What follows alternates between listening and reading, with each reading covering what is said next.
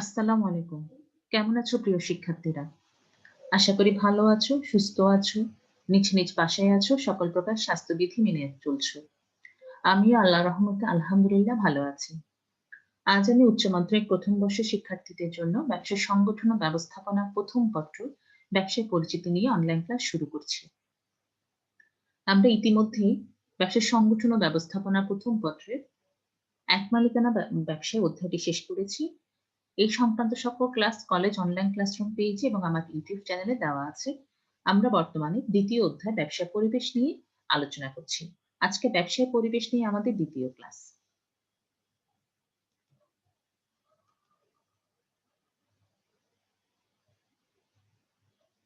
আমি সৈয়দা ফারহানা জাহান, প্রভাষক, ব্যবস্থাপনা বিভাগ, ওমর গনি এমইএস কলেজ, চট্টগ্রাম।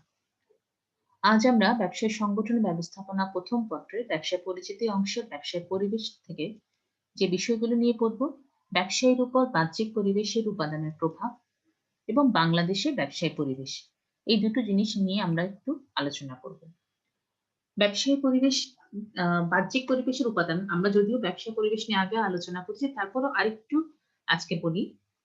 একটি দেশের ব্যবসায় প্রতিষ্ঠানসমূহ যে পারিপার্শ্বিক অবস্থার মধ্য দিয়ে গঠিত ও পরিচালিত হয় তাকে ব্যবসায় পরিবেশ বলে। একটি দেশের সামগ্রিক ব্যবসায় পরিস্থিতি এর পারিপার্শ্বিক, প্রাকৃতিক ও অপ্রাকৃতিক বিভিন্ন উপাদান বা শক্তির দ্বারা সাধারণভাবে প্রভাবিত হয়। এর বাইরে কিছু উপাদান বা শক্তি প্রত্যক্ষভাবে একটা ব্যবসায় প্রতিষ্ঠানকে প্রভাবিত করে। এর মধ্যে কিছু শক্তি থাকে যা প্রতিষ্ঠানের অভ্যন্তরীণ বিষয়, যেমন মালিক, কর্মচারী, আর্থিক সামর্থ্য, আর কিছু বাহ্যিক বিষয় যেমন ক্রেতা, প্রতিযোগী ইত্যাদি প্রত্যক্ষভাবে একটি প্রতিষ্ঠানের ব্যবসায় কর্মকাণ্ডকে প্রভাবিত করে। অর্থাৎ তাহলে আমরা বলতে পারি যে পারিপার্শ্বিক অবস্থার মধ্য দিয়ে একটি প্রতিষ্ঠানের ব্যবসা কার্যক্রম পরিচালিত হয় তাকেই বলা হচ্ছে ব্যবসায় পরিবেশ। ব্যবসায় পরিবেশের উপাদানগুলো দুভাগে, একটি হচ্ছে অভ্যন্তরীণ পরিবেশের উপাদান, আরেকটি হচ্ছে বাহ্যিক পরিবেশের উপাদান। আমাদের আজকের আলোচ্য বিষয় হচ্ছে বাহ্যিক পরিবেশের উপাদানের প্রভাব। উচ্চ মাধ্যমিক ছাত্রছাত্রীদের জন্য যেটা সৃজনশীল প্রশ্ন, এই যে উপাদানের প্রভাব, উপাদানগুলো কি, এগুলো আমাদের কেন জানতে হবে? কারণ এর আলোকে যে উদ্দীপকগুলো আসে সেটা বুঝার সুবিধার জন্য আমাদেরকে আগে বাহ্যিক পরিবেশের উপাদানগুলো জানতে হবে। এর কি, কি প্রভাব আছে সেই জিনিসগুলো সম্পর্কে আমাদের ধারণা রাখতে হবে। বাহ্যিক পরিবেশের যে উপাদানগুলো আছে সেটা আমরা দেখি যে সামাজিক, রাজনৈতিক, আইনগত, তারপর প্রযুক্তিগত, ঠিক আছে? এরকম অনেকগুলো যেটা আমার প্রতিষ্ঠানের বাইরে। তাহলে আমরা এক কথা উপাদানগুলো দেখি প্রাকৃতিক, অর্থনৈতিক, সামাজিক, সাংস্কৃতিক, রাজনৈতিক, প্রযুক্তিগত, আইনগত এবং আন্তর্জাতিক। ১ম এ দেখি প্রাকৃতিক পরিবেশ। কোন দেশের ভূপ্রকৃতি, মৃত্তিকা, জলবায়ু, প্রাকৃতিক সম্পদ, নদ-নদী ও সাগর, পাহাড়, পর্বত, বন-জঙ্গল, দেশের আয়তন, দেশীয় অবস্থান ইত্যাদি সমন্বয়ে যে পরিবেশ গড়ে ওঠে তাকে প্রাকৃতিক পরিবেশ বলে। কোন দেশে ব্যবসা-বাণিজ্য ও অর্থনৈতিক উন্নয়ন গতি প্রকৃতি নিঃসন্দেহে এর প্রাকৃতিক পরিবেশের উপরই বহুলাংশ নির্ভরশীল। অর্থাৎ প্রাকৃতিক অবস্থার উপরই নির্ভর করে কোন এলাকায় কোন ধরনের পণ্য হবে এবং সেটার উপরে ব্যবসার অবস্থানটা নির্ভর করে। এরপরে আসো অর্থনৈতিক। কোন দেশের সঞ্চয় ও বিনিয়োগ, মূলধন, আর্থিক প্রতিষ্ঠানসমূহ, মূলধন বাজার, দক্ষ উদ্যোক্তা, অর্থ, ঋণ ব্যবস্থা, মানব সম্পদ ইত্যাদি অর্থনৈতিক কর্মকাণ্ডের উপর ভিত্তি করে যে পরিবেশ সৃষ্টি হয় তাকে বলা হচ্ছে অর্থনৈতিক পরিবেশ। অর্থই ব্যবসার মূল চালিকা শক্তি। যেকোনো দেশের আর্থিক অবস্থার উন্নতি হলে ব্যবসায়ের ক্ষেত্রে যেমনি ব্যাপক প্রবৃদ্ধি লক্ষ্য করা যায়, তেমনি আর্থিক অবস্থার অবনতিতে ব্যবসার ক্ষেত্রে মন্দভাব লক্ষ্য করা যায়।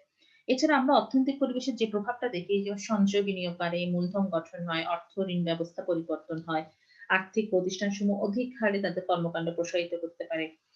আ এই ছাড়া মাথাপিছু আয় বাড়ে, বাজার ব্যবস্থা বাড়ে, মূলধন বাজার গঠন করা হয়, শেয়ার বাজারে অংশগ্রহণ বাড়ে। এই সবকিছু হচ্ছে অর্থনৈতিক পরিবেশের উপাদানের প্রভাব।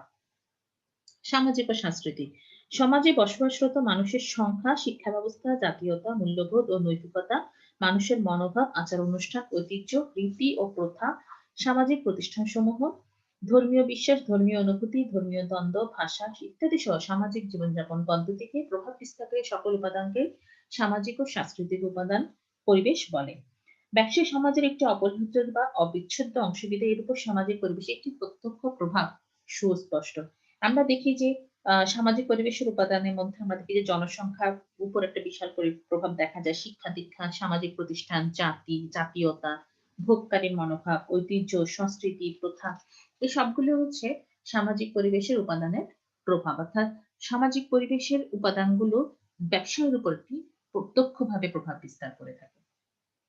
এরপর আসে রাজনৈতিক পরিবেশের প্রভাব। কোন দেশের স্বাধীনতা ও সার্বভৌমত্ব, সরকার ব্যবস্থা ও এর নীতিমালা, রাজনৈতিক দল ও প্রতিষ্ঠানসমূহ, রাজনৈতিক স্থিতিশীলতা, আইন শৃঙ্খলা পরিস্থিতি, রাজনৈতিক দলের মতাদর্শ, রাজনীতিবিদদের আচরণ, আন্তর্জাতিক সম্পর্ক ইত্যাদি মিলিয়ে যে পরিবেশের জন্ম নেয় তাকে বলা হচ্ছে রাজনৈতিক পরিবেশ। অনুকূল রাজনৈতিক পরিবেশ উন্নত ব্যবসায়িক পরিবেশ সৃষ্টিতে সহায়ক। আবার অন্যদিকে রাজনৈতিক পরিবেশ অনুন্নত, অসহনশীল বা প্রতিকূল হলে ব্যবসা বাণিজ্য প্রসারেও বাধা সৃষ্টি করে। রাজনৈতিক পরিবেশ মূলত কোনো দেশের রাজনৈতিক চর্চার ধরন ও চিন্তাধারার সাথে জড়িত। উদাহরণস্বরূপ বলা যায়, আমরা যদি মালয়েশিয়ার সঙ্গে তুলনা করি, যে মালয়েশিয়া ব্যবসায়িক উন্নতিতে গুরুত্বপূর্ণ ভূমিকা রেখেছে, সে দেশে স্থিতিশীল রাজনৈতিক পরিবেশের কারণে। অর্থাৎ রাজনৈতিক পরিবেশ যত বেশি অনুকূলে থাকে, দেশের অর্থনৈতিক ব্যবস্থাতে ব্যবসা বাণিজ্য তত বেশি প্রসার লাভ করে। রাজনৈতিক অবস্থা যত প্রতিকূল হবে, তাহলে সেটা মানুষের উপর একটা নেতিবাচক প্রভাব ফেলে, ব্যবসার উপর একটা নেতিবাচক প্রভাব ফেলবে। এরপরেরটা আসো প্রযুক্তিগত পরিবেশের প্রভাব। বিজ্ঞান ও কারিগরি শিক্ষা, বিজ্ঞান গবেষণাধর্মী প্রতিষ্ঠানসমূহ, উন্নত প্রযুক্তি ব্যবহারকারী প্রতিষ্ঠানসমূহ, আধুনিক কলাকৌশলের ব্যবহার, বিজ্ঞান ভিত্তিক শিক্ষা ব্যবস্থা, প্রযুক্তি আমদানির সুযোগ ইত্যাদি মিলে একটি দেশের অভ্যন্তরীণ সৃষ্ট পরিবেশকে প্রযুক্তিগত পরিবেশ বলে। এই প্রযুক্তিগত পরিবেশ ব্যবসায়ের ধারা ও গতি প্রকৃতিকে খুব দ্রুত পরিবর্তন করে দিতে পারে। সাধারণত দেখা যায়, যে সকল দেশ বিজ্ঞান ও প্রযুক্তিগত পরিবেশে উন্নত, তারা ব্যবসায় বাণিজ্যে উন্নত। প্রযুক্তিগত উন্নয়ন উৎপাদন প্রক্রিয়াকে সহজতর করে। ফলে উৎপাদিত পণ্যের পরিমাণ ও গুণগত মান বৃদ্ধি পায়। তাই বর্তমান ব্যবসায়ের সকল শাখায় প্রযুক্তি ব্যবহার বৃদ্ধি পাচ্ছে। বিজ্ঞানের মাধ্যমে নতুন নতুন তত্ত্ব ও জ্ঞানের আবিষ্কার ঘটে, আর প্রযুক্তির মাধ্যমে আবিষ্কৃত তত্ত্ব ও জ্ঞানকে মানুষ প্রয়োজন অনুযায়ী ব্যবহার করে। উন্নত প্রযুক্তি ব্যবহারের ফলে কম খরচ এবং অল্প সময়ে উন্নত মানের নতুন নতুন পণ্য ও সেবার উৎপাদন এবং সরবরাহ সম্ভব হচ্ছে। আধুনিক প্রযুক্তির ব্যাপক প্রয়োগের ফলে ব্যবসায়িক প্রবৃদ্ধি ব্যাপক ও প্রসার ঘটছে। অর্থাৎ যত বেশি আমরা আধুনিক প্রযুক্তি ব্যবহার করব, তত বেশি আমাদের ব্যবসায়ের মধ্যে সেটি ইতিবাচক প্রভাব ফেলবে। খুব কমনলি এখন আমরা সবাই এখন অনলাইন ক্লাসরুমের উপর ডিপেন্ড হয়ে গেছি, অনলাইনের উপর নির্ভরশীল। মানে আমরা প্রযুক্তিকে প্রতিনিয়ত ব্যবহার করছি, যা আমাদের এখন পড়ালেখা কার্যক্রমটাকে সহজ এবং ত্বরান্বিত করছে। এরপর আসো আইনগত পরিবেশের উপাদানের প্রভাব। দেশের শিল্প বাণিজ্য পরিচালনার ক্ষেত্রে জাতীয় ও আন্তর্জাতিক পর্যায়ে যেসব আইনগত বিধিবিধান পালন করতে হয়, সেসব সমষ্টিকে ব্যবসায়ের আইনগত পরিবেশ বলে। এই আইনগত বিধিনিষেধের কারণে একজন ব্যবসায়ী তার ইচ্ছা মাফিক বা মন মতো ব্যবসায়িক গঠন পরিচালনা করতে পারে না। চাইলেই সে তার নিজের মন মতো করে পণ্যের মূল্য নির্ধারণ করা কিংবা ব্যবসার ধরন নির্ধারণ করতে পারে না। তাকে দেশের বিদ্যমান আইন কানুন বিধি নিষেধ মেনে চলতে হয়।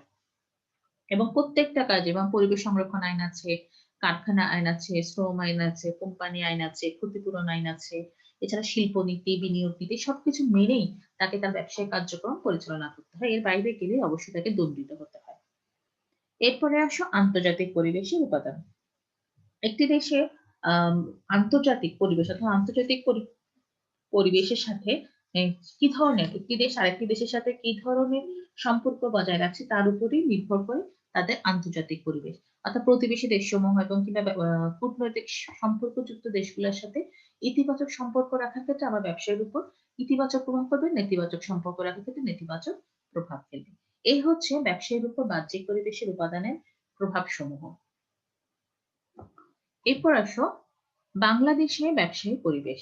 যেসব উপাদান প্রত্যক্ষ ও পরোক্ষভাবে ব্যবসা কার্যাবলীকে প্রভাবিত করে, সেগুলো সমষ্টি ব্যবসা পরিবেশ। বাংলাদেশ একটি নদীমাতৃক ও কৃষি প্রধান দেশ। এদেশের প্রধান জীবিকা কৃষি এবং অধিকাংশ ব্যবসায় ও শিল্প কৃষিকে কেন্দ্র করে গড়ে উঠেছে। মোগল আমলে সোনারগাঁয়ে তারাবতে গড়ে ওঠে বিশ্বের রাজারানী পছন্দের মসজিদ। বঙ্গোপসাগরের অদূরে চট্টগ্রামে কর্ণফুলী নদীর তীরে গড়ে ওঠে বিশ্বের অন্যতম চট্টগ্রাম বন্দর, যা প্রোটোগ্রান্ডো আর দিনাজপুর হিলি বন্দর প্রোটোপিও নামে পরিচিত। শীতলক্ষ্যা নদীর তীরে নারায়ণগঞ্জ বন্দর, ভৈরব নদীর তীরে ভৈরব বন্দর গড়ে উঠে ব্যবসা বাণিজ্যের উন্নতিতে ভূমিকা রেখেছে। স্বাধীনতার পরপরই সরকার অধিকাংশ ব্যবসায়ী ও শিল্প প্রতিষ্ঠান রাষ্ট্রায়ত্ত করে সমাজতান্ত্রিক মানসিকতায়, কিন্তু অদক্ষতা, স্বজনপ্রীতি ও দুর্নীতির কারণে অধিকাংশ প্রতিষ্ঠান লোকসান দিতে থাকে এবং অনেকগুলো দেউলিয়া হয়ে পড়ে। প্রয়োজন পড়ে বেসরকারীকরণের। অনেক প্রতিষ্ঠান ইতিমধ্যে বেসরকারি পর্যায়ে ছেড়ে দেওয়া হয়েছে। রাষ্ট্রীয় ও বেসরকারি মিলে সৃষ্টি হয় এক মিশ্র অর্থনীতি। সব মিলিয়ে এখন বিরাজ করছে ভিন্ন ব্যবসায় পরিবেশ। বাংলাদেশি ব্যবসায়িক পরিবেশ বিভিন্ন ধরনের ইতিবাচক ও নেতিবাচক উপাদান বা শক্তির সম্মিলনে প্রাচীনকাল থেকে এক বিশেষ আবহ নিয়ে বিরাজমান। বাংলাদেশের উর্বর ভূমি ও অনুকূল জলবায়ুর কারণে বিভিন্ন কৃষি পণ্য উৎপাদন ভালো, ব্যাপক জনসংখ্যার কারণে বৃহৎ স্থায়ী বাজার, প্রাকৃতিক কারণে নৌ সমুদ্র যোগাযোগ সুবিধা বিদ্যমান এবং উত্তম আইন শৃঙ্খলা পরিস্থিতি বিরাজমান। তাই প্রাচীনকাল থেকে ব্যবসা বাণিজ্যে এদের সমৃদ্ধি অর্জন করেছে। কৃষক, জেলে, তাঁতি, কুমার, কামার, ছুতার সহ বিভিন্ন পেশাজীবী সম্প্রদায়ের কাজ এবং বাঁশবেত সহ বিভিন্ন কুটির শিল্পের কাজ এদেশের গ্রামে-গঞ্জে বিস্তার লাভ করেছে। প্রাচীনকালে চট্টগ্রাম গড়ে উঠেছে জাহাজ নির্মাণ শিল্প। একাদশ খ্রিস্টাব্দ থেকে আরব ব্যবসায়ীরা দল বেঁধে এই দেশে ব্যবসা করতে আসতো। পর্তুগিজ ব্যবসায়ীরা ১৬শ শতাব্দে এই দেশের সাথে ব্যবসায়িক সম্পর্ক গড়ে তোলে। পরবর্তীতে ব্রিটিশরা এদেশে ব্যবসার সম্ভাবনাকে নিজস্ব স্বার্থে কাজে লাগানোর জন্য এদেশে উপনিবেশ ব্যবস্থা গড়ে তোলে। এর পরবর্তীতে পাকিস্তানের শাসকবর্গের প্রভাবশীল মনোভাব, শোষণ, দলন নিপীড়নের কারণে স্বাধীনতা আন্দোলন এবং তার পরবর্তীতে ঢালাও জাতীয়করণ অব্যবস্থা ব্যবসা-বাণিজ্য উন্নয়নের ধারাকে স্তীমিত করে। তবে অবকাঠামোগত উন্নয়নের মধ্যবর্তীতে রাজনৈতিক অস্থিতিশীলতা প্রভৃতি সমস্যা ব্যবসা-বাণিজ্যের ক্ষেত্রে কিছুটা বাধা সৃষ্টি করলেও বেসরকারি উদ্যোক্তা ও ব্যবসায়ী শ্রেণীর অক্লান্ত পরিশ্রমে বাংলাদেশ গ্রামীণ সহ ছোট ও বড় বিভিন্ন শিল্পক্ষেত্র আজ সমৃদ্ধির পথে রয়েছে। এই হচ্ছে আমাদের বাংলাদেশের ব্যবসায়িক পরিবেশের অবস্থা। শিক্ষার্থীরা এই জিনিসগুলা তোমাদের হয়তো ধারাবাহিকভাবে মুখস্থ করতে হবে না, কিন্তু কনসেপ্ট গুলা বুঝতে হবে। ব্যবসায় বাহ্যিক পরিবেশের উপাদানগুলো কি, কি? এবং বাংলাদেশের ব্যবসায় পরিবেশের অবস্থাটা কিরকম? তাহলে এর আলোকে যে উদ্দীপকগুলো আসবে সেটা অ্যান্সার করা তোমাদের জন্য অনেক বেশি সহজ হবে। সৃজনশীল নিয়মে শুধু বেছে, বেছে পড়ার কোনো সুযোগ নেই। বইয়ের সিলেবাসের প্রতিটা অংশ বুঝতে হবে, সে সম্পর্কে প্রত্যক্ষ জ্ঞানটা অর্জন করতে হবে। তাহলেই সঠিকভাবে অ্যান্সার করে সঠিক নাম্বারটা পাওয়া সম্ভব হবে। আজ এই পর্যন্তই। এখানে একটু করে দেখালাম যে গ্লোবাল কম্পিটিটিভস র‍্যাংকিং অর্থাৎ বাংলাদেশে অন্য দেশের সাথে বাংলাদেশের অবস্থানটা কোন, কোন জায়গায় আছে। বাংলাদেশের গ্রোথটা কিরকম হচ্ছে। ঠিক আছে? এবং বাংলাদেশের নেটওয়ার্কটা কিভাবে আমরা কাজে লাগাচ্ছি। নো নেটওয়ার্কটা এবং এনভায়রনমেন্ট নেটওয়ার্কটা আমরা কিভাবে কাজে লাগাচ্ছি। বাংলাদেশের আইটি ভ্যালুটা কিরকম। অর্থাৎ আমরা কিন্তু এখন তথ্য প্রযুক্তিতে অনেক দূর এগিয়ে গিয়েছি। এই হচ্ছে আমাদের আজকের আলোচ্য বিষয়। ধন্যবাদ। তোমাদের সকলের সুস্থতা কামনা করছি। এই বিষয়ে কোনো জিজ্ঞাসা থাকলে পোস্টের কমেন্টে জানাবা। আমার সকল ক্লাস উক্ত ইউটিউব চ্যানেলে পাবা।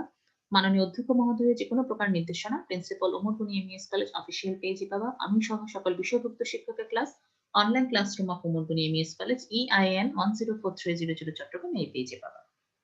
আল্লাহ হাফিজ।